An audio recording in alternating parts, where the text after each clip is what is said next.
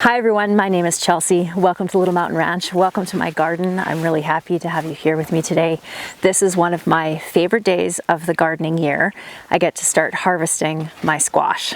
I have mentioned this a couple of times, but it bears repeating just so that you guys can understand why I'm choosing to harvest all of my squash now, even though all the vines haven't died back completely. We live in a zone 3B with around 110 frost-free days here. And normally we'll start getting frost at the end of August, usually just light frosts, nothing that causes a lot of damage, but we start getting harder frosts around this time of year and really hard frosts by the end of September.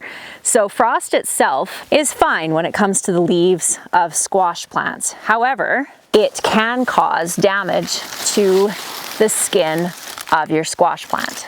I usually let my squash stay in the garden until around this point. The vines are starting to die back a little bit and we have some frost damage on the tops of the leaves, but that frost hasn't penetrated down into where the squash are lying. What I like to do is to pick my squash right now, and then I will finish ripening them and curing them up on my deck. So the way that you can tell that a squash is fully cured and ready to eat is the stem of your squash will shrivel up and dry. This one is just about ready. You can see how it started to shrivel up. It's changed color. It's not fully dried out yet. But what I'm going to do, and I will grab my knife when we're doing the brunt of the harvest, but for the sake of this example, I'll just pull it off like that. As we're gonna pull it off, we wanna leave at least this much stem length on our squash, and then we can take our beautiful pumpkin. This is a Cinderella pumpkin, one of my favorite pie pumpkins, and we'll go set it in a nice covered, protected place until this is completely shriveled and completely dry. You can't really see all of the squash that are hiding in underneath these vines, and it feels a little bit like Christmas being able to pull them back and seeing what you might find. And this year is particularly fun because I did buy quite a few squash plants from a local plant nursery, and all the tags are missing from them. So I don't even know what I planted. The ones that I grew myself from seed, I know what they are, but a lot of these ones are going to be mystery squash. So it's going to be fun to see what we find underneath here. Where should we get started is the question. How about we start in this section right here? We're also going to be harvesting all of our potatoes today, and all of the cabbage as well. It is that time of year that the garden is going to start emptying out. Look at these little cuties. I'm hoping to find a tag in here because these are one of the ones that I bought from the nursery. I think these ones were an orange mini Hubbard squash, but I don't think I'm going to be able to find the tag in here. Maybe we will. If anybody recognizes this beautiful little squash, let me know. I definitely want to know what these are because they're quite a prolific squash. If you do end up breaking your stem off down by the base of the plant, just put those ones in a separate pile and use those ones up first because they won't store as well as the ones with the stem will. What a beautiful looking pumpkin that is.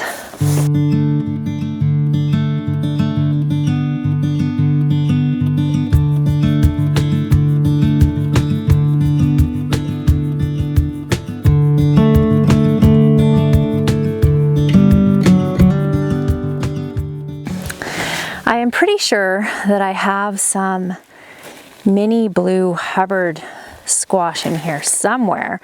I know I planted them, but we did end up with some frost in June this year, and it did kill off some of my plants.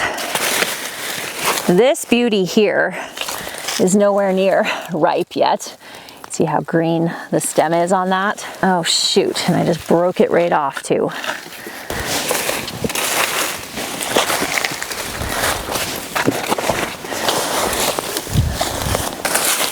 Oh, there's a little mini blue, little cutie.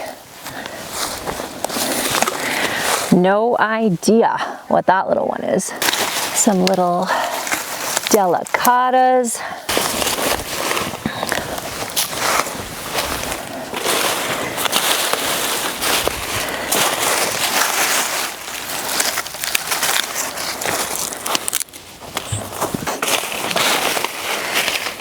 Most definitely not the most prolific squash year I have ever had, but considering how rocky of a year it's been, I consider this not bad at all. I talked about this in my last video, but I have a whole bunch of these beautiful big Dill's Atlantic pumpkins, a whole bunch of them up here, but the frost tends to hit this part of the garden last. So I think I'm gonna leave these guys in here to grow as big as we can get them. Oh, I have a couple of little cuties in here. Aren't those adorable? I think these ones were called mashed potato, but we'll leave them too because they're up in the high part of the garden. What else do we have in here? We have a whole ton of spaghetti squash in here, a whole bunch of them, which is fantastic. Look at them all. But again, these guys are up here where they're a little bit more protected from the frost. The frost tends to roll in from the low-lying areas here up into this lower part of the garden and hit that first. So I think I will leave this patch of squash in here for as long as I can. I'm probably only going to end up with around 50 squash, which is definitely my lowest number ever. Last year wasn't a great squash year either, now that I come to think of it. Okay, this one up here is definitely ready to harvest, but I don't even know if there's any squash. We've got one butternut on this plant. This plant did not do very well at all, and as you can see, it is quite killed off. So I think we'll just pull this one. These ones are some of my favorites. And you know what? I just realized, and I don't even know how this is possible, but Burgess Buttercup and Georgia Candy Roaster are two of my very favorite squash, and it appears that I didn't plant any this year. It's very strange. I plant them every year without fail because I love them so much. Oh well, there's always next year, I guess. I think what I'm going to do is pick all of the Brussels sprouts that are here. We're going to be picking these cabbages over here and our giant one that I've been leaving as long as possible to see how big it could get. And then all of our red acre cabbages we're going to pull out, and all of these are going to go down into my root cellar, and I'll show you how I do that when we get there. But first, let's get these Brussels sprouts picked. So I'm just going to pull these out, and what I would generally do with Brussels sprouts is leave the roots on and put them in some dampened sand in my root cellar, and then be able to pull them off and kind of have them fresh for the holidays. These are for Thanksgiving and Christmas dinner, but these ones, let me show you. I left these ones on a little bit long, so they're starting to split just like a cabbage would, and these ones are jade across. So I think what I'm actually going to do is pull these out and cut them off the stalk, and then I'll just blanch and freeze them. At least this one anyway, because this one is definitely not good for storage. So there we go. Let's see how our next one is here. So this one looks a little bit better. The sprouts are not nearly as big as the ones on this one are. But I think I can probably put this one into the root cellar. Oh my gosh, this one, do you see how tiny the sprouts are on that one? Oh my, that one didn't grow at all. And I suspect it is because it was crammed in with all the other ones. Maybe it stunted the development of them a little bit. Oh, this one's beautiful. The ones on the top here are starting to open up a little bit, but this one is definitely the best looking one. I think at this point, I am just going to bring these all in the house and cut them off and blanch them and freeze them. Growing Brussels sprouts is definitely not my area of expertise. I do it every year, and I usually get enough for a meal or two, but that's about it. This weather is absolutely perfect for a harvest day because it is cool enough to be able to work without getting too hot. My pigs are going to get a feast today. So once we do our big clean out of the garden, which is going to be in the next week or so, we take a lot of the plant matter that, as long as it's not diseased, and just throw it in our giant compost pile where we compost all of our cow and horse manure. And then we turn that throughout the year and then use it the next year. That one's not too bad. I think these are probably the best Brussels sprouts that I've ever grown. This little tiny one, I'm just gonna leave there for now. Okay, my friends, let's do it. Let's harvest our big cabbage here. My goodness.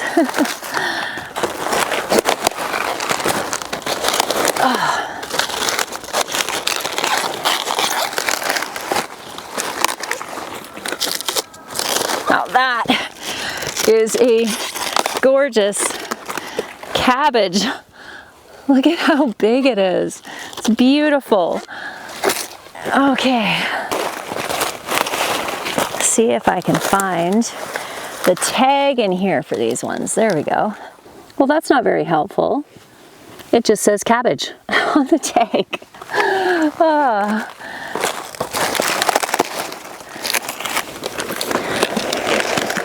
Definitely should have picked these ones a week ago. Should not have left them in so long, but we'll just peel off the outer leaves. These big cabbages we're actually going to bring into the house because they're not really optimal for storage at this point. And we'll turn them into pickled coleslaw and sauerkraut and sausage and cabbage rolls. For the ones that I am going to put into the root cellar, I'm going to leave the root ball on, like you can see here, and store them right like that. These beautiful Savoy leafed cabbages are called Savoy Ace, and I really like them. They held up really well, and they have a really nice flavor.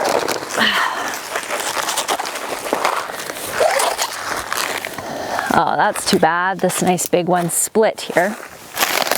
Still usable though.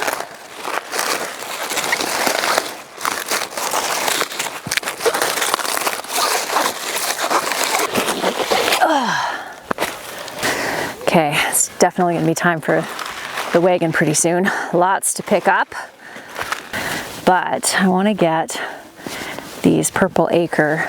These are the ones that I'm hoping are gonna store okay.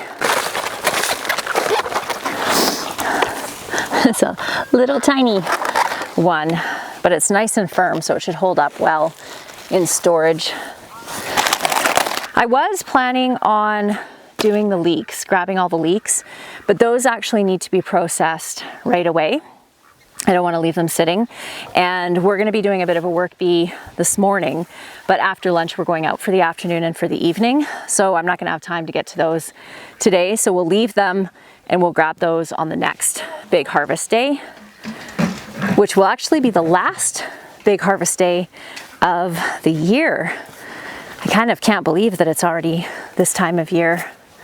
I'm slowly getting ready for it. I am definitely someone who loves summer, not a huge fan of winter, but I can feel that kind of cozy nesting phase of the year coming on. So I have my wagon here, and I think we're gonna grab, what should we grab first? We'll grab all of the cabbages first. and get those put down in the root cellar. And like with all veggies that you're planning on storing, you just want to be gentle with them, because any bruising, even on cabbages, can start to cause areas that will eventually rot. So just be gentle with your produce. I am going to be putting these in some bins with some dampened sand, which I do not have right this minute. So they're just going to go in and lay on the pallets in the root cellar. And I've actually stored, I've actually stored cabbages like that before for months without sticking them in the sand. But I have a root cellar mentor. I've mentioned him several times because he's my mentor for a lot of things, but his name is Tim, and he and his wife Carol have been longtime viewers of my channel and have offered me so many amazing suggestions, and they put theirs in dampened. I don't know if do you guys use sand? You have to let me know if you use sand or not, but some dampened material. And they were pulling cabbages, I think like a month ago, out of their root cellar, which is just amazing. By the end of today, my root cellar should be filling up nicely. Right now I only have a couple of bins of carrots in here, but we're gonna have all our potatoes in here and all these cabbages in here by the end of today. Oh, I missed a couple of apples on one of my newer apple trees. Look at how beautiful that is. You can see the leaves are starting to change on the trees. Let's try this one. Tastes like a red delicious. Wonder if the tag is still on this tree.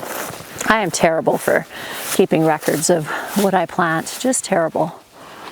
Nope. Either way, it's yummy. It's starting to get that autumn look where everything's getting orangey, kind of red. The leaves on the trees are starting to change color.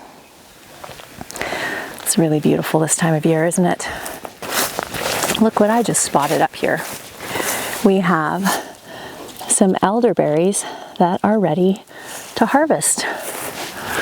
Some more over there. Do you remember last year? These elderberry bushes were massive and absolutely loaded with elderberries. This year, this is the only one out of the 3 that I have that did anything at all.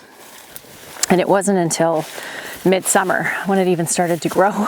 I was mistaken. I have another one of those apple trees that I just pulled this apple off of, and there is a tag on that one. It says Malus domestica wealthy apple.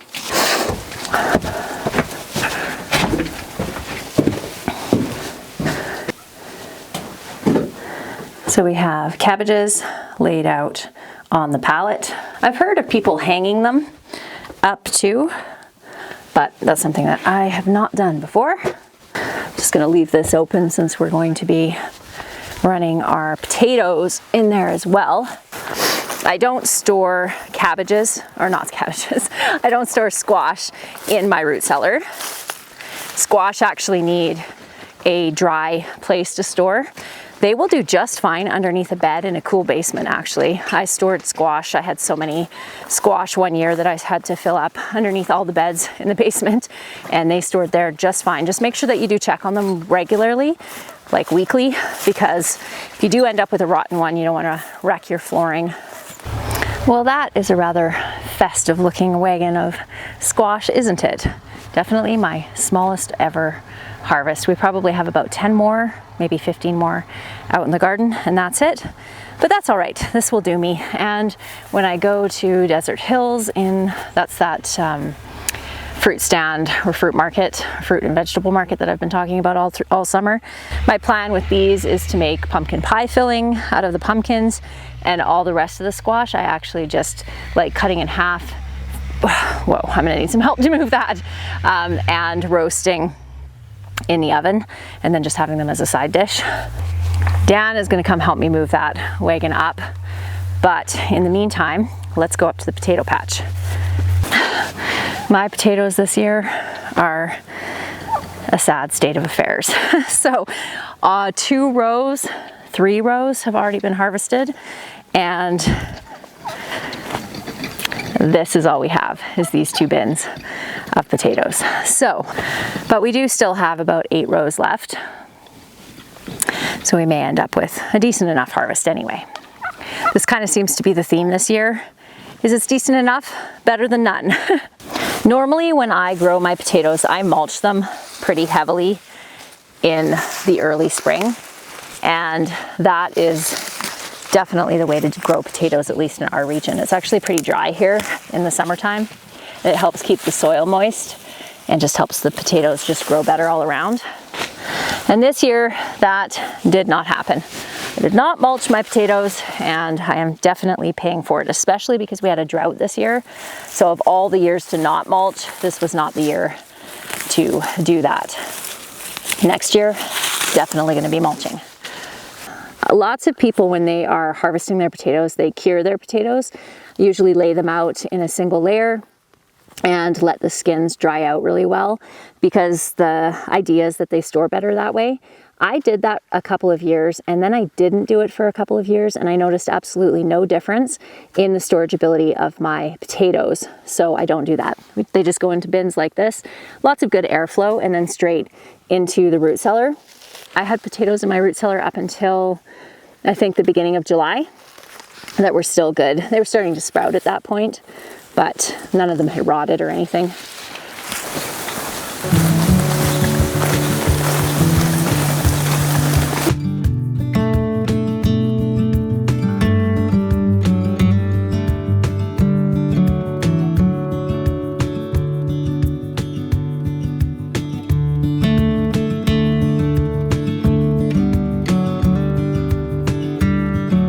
That looks rather festive, doesn't it? So we got about half of the potatoes harvested. We have to head to town now, so we're going to save the rest of the potato harvesting for tomorrow. We'll bring you along and show you how much we end up with. I think so far we have about 300 pounds of potatoes, so that's not too bad. So we'll see you guys tomorrow. Bye. All right, friends, we are on to day 2, and Dan and I decided to come down to our shed and use this old antique scale to weigh our produce so that we could see how many pounds of produce that we actually picked. I'm super excited about it, and when we're done this, we're going to go out and get the rest of the leeks picked. That won't be added into today's weights probably, but we will know how many pounds in squash, cabbage, and potatoes that we got, and I'm super excited about it. They're 140, you said these are pounds. Oh, so where do you hang this then? I don't know. These are to add like an extra 100 pounds kind of thing, but where do you feel like they're supposed to go? Oh, there's a little scale. What's that? How much does that one go up to? Pocket scale. Up to 50 pounds. Yeah. Well, we can use that. It's a cool lock. It's got the key in it. Yeah, that's so cool. We can use this because it's not going to be more than 50 pounds. How do you hang them? I don't, we could use a rope. I've got twine. Want to try? Yeah, I know. Antique horse, yeah. Antique horse bound brush. with brass screws, though. That's pretty highfalutin. That's pretty cool. There's so many neat old things in this old shed. Ooh, this is heavy on my fingers.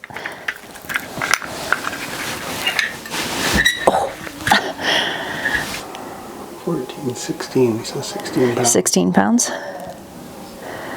Okay, so that one is 16. Let's try this modern one and see. This one's not zeroed out though. It has an extra 3 pounds on it. So what do we got there? It says between 19 and 20 pounds. So they're about the same then, because that one said 16 pounds. Yeah. Okay, well that's good. All right. You want to fiddle with this one and see if you can get this one to work? Well, now we have 16 pounds on that, so this cool old vise. So we've just left everything as it was when we bought it. Whoops. Look at this amazing old grinding stone. Isn't that the coolest thing? And all of these tools here were just hanging here when we bought it. Did you have that? Oh, it does. Look, it's floating. Oh, look, you did it. Okay. So that's right on 16 pounds. So this is on 16 pounds. Yeah. So now we should be able to weigh that. Now we can weigh the box? Yeah. Okay, that's so awesome. Good job.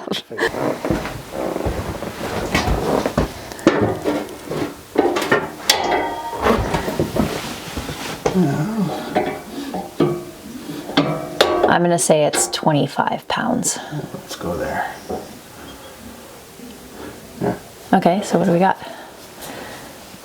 32? 32 pounds? Oh, that's fantastic. Probably 30 Because of the bin too? plastic bin. Okay, let's call it 30.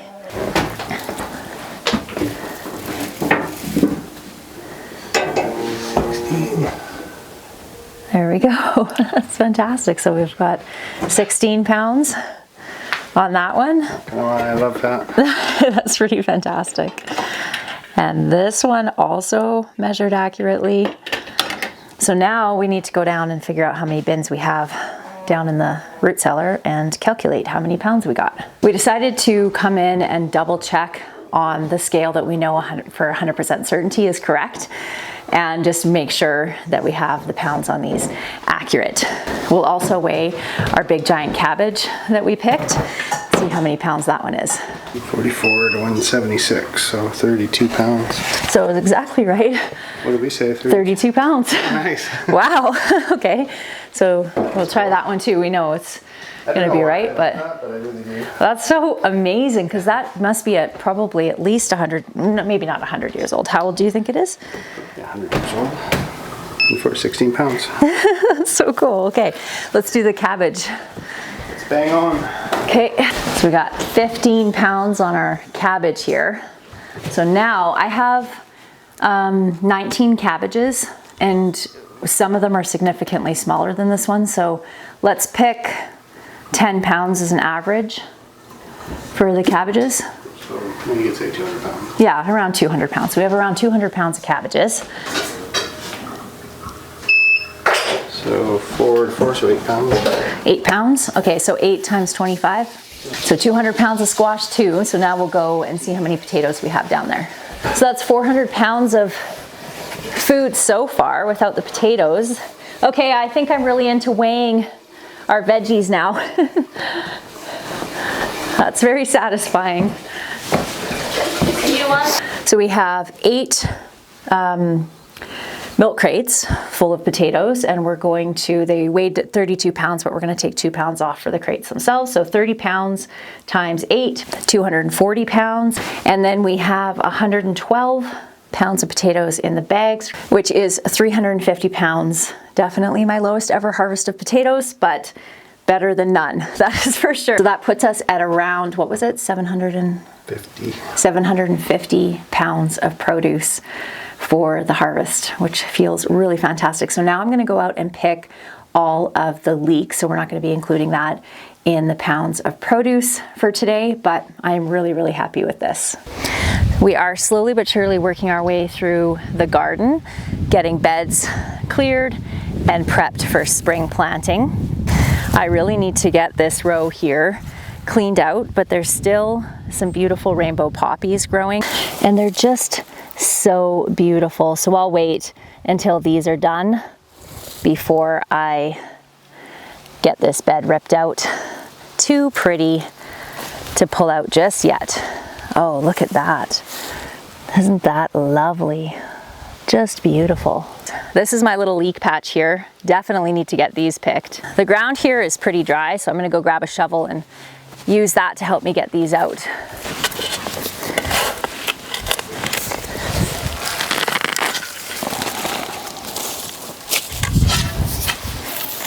These ones were called American Flag, and I started these from seed back, wow, that's quite the root ball on that one, back in February. So around the same time that I started my onions. I definitely should have harvested these guys a little bit ago. They'll be fine. My plan is just to chop them up and freeze dry them. So I sometimes get questions about whether my kids help with the garden, and yeah, they absolutely do. Although I have found that the older they get, it's actually, I don't actually mind doing a lot of the work myself. When they were little, everybody had to be out in the garden with me all the time. But now that everybody's kind of older and doing their own things, it's not quite the same as it used to be. And I actually, because gardening is my passion and the thing that I love to do, I don't mind doing it at all. When we do large harvests, like when we did the potatoes, everybody pitched in to do that. I had some help with picking the onions, but we don't share our kids online. We made that decision about a year ago that we weren't going to share our kids online, and we're really happy with that decision, but sometimes it can make it look like I'm doing everything by myself, which I'm certainly not. Dan, my husband, is a little bit camera shy. He occasionally comes on and does a video with me, but it's not very common. So he, of course, is a huge integral part of everything that happens here. It's just not on camera. So I am the one that you see here, but there is a whole bunch that goes on behind the scenes, which I know you guys know that, but sometimes I just feel like mentioning it is not a bad idea, especially with so many wonderful new faces here on my channel. Welcome to all of you. I am so grateful to have you here with me. One of the things that I would really like to do next year, after this many years of gardening, you think I would have done this by now, but is to keep a map, like a record of where I plant everything in my garden, because I almost never remember as far as varieties and stuff go, but I know that it's a good practice. So next year, maybe next year will be the year that I do that. So what we'll do is we will get all of these harvested and washed up, and I think I will get them all cut up, or at least cut the ends off and the tops off down by the hose, and then bring them up to the house. And in the next video, we'll get them all chopped up and put into the freeze dryer. All right, friends, so my plan is to take these up. I'm going to get them washed outside and actually cut into big usable sections to bring up to the house. And then in the next video, we'll get these all processed. And I think I'm going to make a potato and leek soup with some of these fresh, and the rest of them I'll likely freeze dry. I hope that you enjoyed today's video, and I look forward to seeing you next time. Bye.